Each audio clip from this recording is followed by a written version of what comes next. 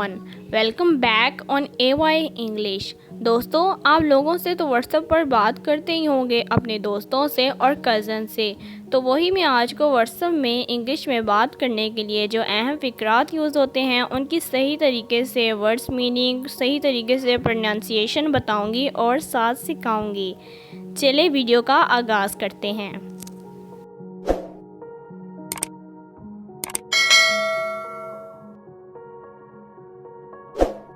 जी दोस्तों, वीडियो हमारी स्टार्ट हो गई है और सबसे पहला हमारे पास सेंटेंस है, क्या मैं वॉइस मैसेज कर लूँ।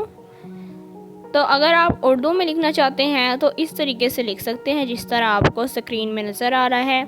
और अगर आप इंग्लिश में लिखना चाहते हैं तो आप कहते हैं, can I send voice note, can I send voice note, या आप वॉइस नोट की जगह वॉइस मैसेज भी लिख सकते हैं। नेक्स्ट है, आपको फ़ोटो भेज दी है। तो अगर आप इसे उर्दू में लिखना चाहते हैं तो इस तरीके से लिख सकते हैं, और इंग्लिश में लिखना चाहते हैं तो आप कहेंगे, the photo has been sent to you. यहाँ सेंट नहीं आना, सेंट आना है। The photo has been sent to you. अगला हमारे पास सेंटेंस है, जब फ़ोटो मिले तो बताना। यानी कि अगर आपने किसी को कहना है कि फ़ोटो सेंड की है आपको, तो जब वो मिल जाएगी तो मुझे आगे से बताना, रिप्लाई करना। तो अगर आप इसे उर्दू में लिखना चाहते हैं तो इस तरीके से लिख सकते हैं। अगर इंग्लिश में लिखना चाहते हैं तो आप कहेंगे, let me know when you receive the photo. Let me know यानी कि मुझे बताना, when you receive the photo जब तुम्हें फ़ोटो मिले या रिसीव हो। ठीक है। अगला है, मैं आपको मैसेज करने ही वाला था। तो आप इसे अगर उर्दू में लिखना चाहते हैं तो इस तरीके से लिख सकते हैं, और अगर इंग्लिश में तो आप कहेंगे, I was about to text you. I was about to text you. Next है हमारे पास, अगर आप मसरूफ़ हैं तो बाद में बात करते हैं। अगर किसी को आपने कहना है कि अगर आप बिज़ी हैं, मसरूफ़ हैं, तो हम फिर कभी बात करेंगे, बाद में बात कर लेंगे। तो अगर आप इसे उर्दू में लिखना चाहते हैं तो इस तरीके से लिख सकते हैं। अगर इंग्लिश में लिखना चाहते हैं तो आप कहेंगे, if you are busy we can talk later. If you are busy we can talk later. ठीक है। अगला है हमारे पास, नहीं इस वक्त नहीं। अगर किसी चीज़ के लिए आप मना कर रहे हैं, रोक रहे हैं, तो उसके लिए अगर आप उर्दू में लिखना चाहते हैं तो इस तरीके से लिख सकते हैं। और अगर इंग्लिश में आप लिखना चाहते हैं तो आप कहेंगे, no not this time. No, फिर आगे आपने कोमा डालकर नॉट दिस टाइम। नेक्स्ट है, ग्रुप कॉल करें। अगर आप इसे उर्दू में लिखना चाहते हैं तो आप इस तरीके से लिख सकते हैं, और अगर इंग्लिश में लिखना चाहते हैं तो आप कहेंगे, Shall we take a group call? Shall we take a group call? Group call मतलब जिसमें 5-6 बंदे वीडियो कॉल में करें।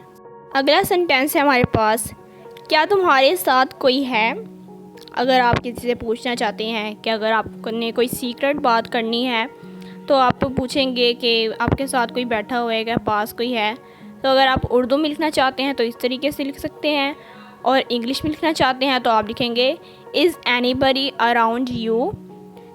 Is anybody around you. ये नंबर किसका है। अगर आप उर्दू में लिखना चाहते हैं तो इस तरीके से लिख सकते हैं, और इंग्लिश में लिखना चाहते हैं तो आप लिखेंगे, who's number is this. Who's मतलब किसका, नंबर मतलब कि किसका नंबर है ये। ठीक है। नेक्स्ट हमारे पास, मुझे आज की फ़ोटो चाहिए। तो अगर आप उर्दू में इसे लिखना चाहते हैं तो इस तरीके से लिख सकते हैं। इसकी जो स्पेलिंग है वो बिल्कुल सही है, करेक्ट है। और अगर आप इंग्लिश में लिखना चाहते हैं तो आप कहेंगे, आई नीड मुझे ज़रूरत है, या आई वांट मुझे चाहिए, टुडेज़ फ़ोटो आज की तस्वीर या आज की फ़ोटो।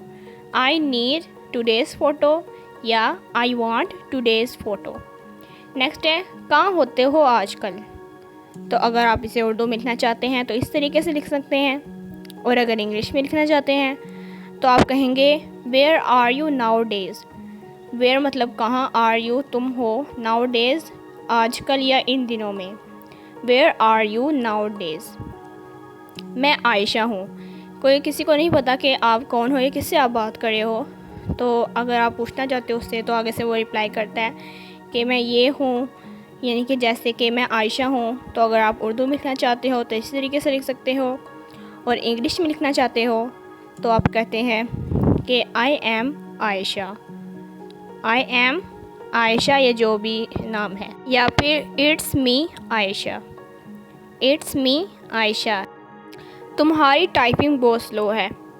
कोई अगर आप किसी को कह रहे हैं कि तुम बहुत आहिस्ता लिखते हो, टाइपिंग बहुत स्लो है, सही से बात नहीं हो रही, तो अगर आप उर्दू में लिखना चाहते हैं तो इस तरीके से लिख सकते हैं। और इंग्लिश में तो आप कहेंगे your typing is so slow, your typing is so slow. मैं थोड़ी देर तक रिप्लाई करती हूँ या करता हूँ। तो अगर आप उर्दू में लिखना चाहते हैं तो इस तरीके से, और अगर इंग्लिश में तो आई विल रिप्लाई या आई विल रिस्पॉन्ड शॉर्टली, थोड़ी देर तक, ठीक है। आई विल रिप्लाई शॉर्टली या आई विल रिस्पॉन्स या रिस्पॉन्ड शॉर्टली। फ्री हो तो कॉल करना, तो इसे हम इंग्लिश में कैसे लिखेंगे?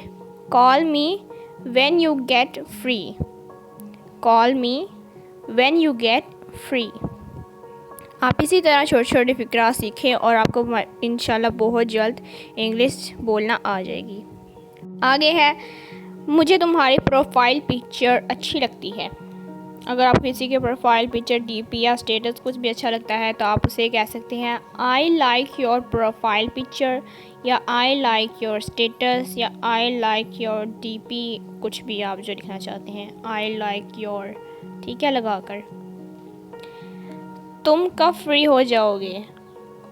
कब फ्री होना है उसके लिए पूछने के लिए इंग्लिश में हम क्या यूज़ करेंगे? Sentence when will you B free, क्योंकि यहाँ जाओगे, यहाँ फ्यूचर का फिक्र आ रहा है तो यहाँ पर विल शैल का यूज़ होगा। When will you B free. आगे है, इसे स्टेटस पर लगाओ। कोई चीज़ आपको अच्छी लगी है तो आप उसे कहें कि इसे स्टेटस पर लगाओ या इसे डीपी पर लगाओ, तो आप उसे कहेंगे इंग्लिश में क्या सेंटेंस यूज़ करेंगे? Upload it on your status, upload it on your status. अपनी डीपी बदल दो, ये अच्छी नहीं है। किसी की डीपी चेंज करने के लिए किसी को अच्छी नहीं लगी तो उसके लिए सेंटेंस क्या यूज़ करेंगे ये बोलने के लिए? Change your DP, it is not good one. Change your DP, अपनी डीपी चेंज करो, बदलो। It is not good one, ये अच्छी नहीं है, ठीक है। आपने चैट क्लियर कर दी, यानी कि जो भी आप लोगों ने बात की होगी उसमें चैटिंग की होगी वो डिलीट करने के लिए कोई पूछ रहा है तो उसका आगे से कैसे आप पूछेंगे इंग्लिश में? तो कहेंगे have you cleared the chat, have you cleared the chat. तो नेक्स्ट है, ये मैसेज सबके लिए डिलीट कर दो या करो, तो इसे हम इंग्लिश में कैसे यूज़ करेंगे? सेंटेंस को कैसे लिखेंगे? डिलीट दिस मैसेज, ये मैसेज डिलीट कर दो फॉर एवरीवन, सबके लिए। Delete this message for everyone. तुम आजकल ऑफलाइन रहने लगे हो, तो इसके लिए you started being offline these days, you started being offline these days. Okay everyone, तो हमारी वीडियो यहीं पे आज फिनिश होती है। तो मुझे उम्मीद है कि आपको बहुत आसानी से व्हाट्सएप पर बात करने या चैटिंग करने में कोई परेशानी नहीं होगी। अच्छे से आपको मेरे इंग्लिश फ़िक्रा सही तरीके से समझ आ गए होंगे, और आप लोग मुझे जल्दी से कमेंट्स में बताएं कि मैं अगला किस टॉपिक पर वीडियो बनाऊं। Okay bye.